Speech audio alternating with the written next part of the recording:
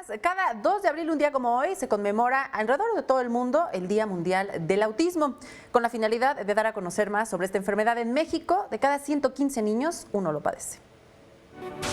En México, 1 de cada 115 niños tiene autismo, el cual comienza en la infancia y tiende a persistir hasta la adolescencia y a la edad adulta, datos de la Organización Mundial de la Salud. El autismo no tiene cura, sin embargo, con una adecuada atención temprana, personalizada, a lo largo de su vida, mejora su calidad de vida, indican especialistas. El autismo es una alteración del neurodesarrollo que se manifiesta en los primeros años de vida.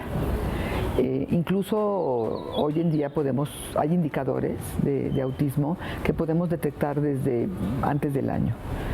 Es importantísimo hacer una detección oportuna y temprana para empezar a atender a los niños que tienen autismo.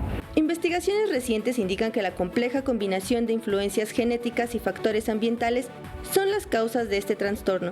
Las características más importantes que presentan las personas con autismo son que tienen dificultades para la interacción y comunicación social, presentan conductas restrictivas. Por tales motivos, la población autista llega a ser discriminada. Y su conducta a veces es compleja, les pueden afectar mucho los ruidos, presentan algo que son alteraciones sensoriales. Entonces mucho ruido, muchos olores, mucha iluminación puede afectarlos. Si se ponen muy intensos, pueden presentar crisis y esto hace que la gente los rechace. Existen muchos mitos en torno al autismo. Se cree que las personas que lo tienen son superdotados. Sin embargo, especialistas informan que esto no es verdad. Hay muchos mitos alrededor del autismo. Uno de ellos es que están en su mundo. Y no están en su mundo, están en este mundo. Lo que pasa es que les es difícil relacionarse. Otro gran mito es que son brillantes y súper inteligentes. Algunos son muy listos.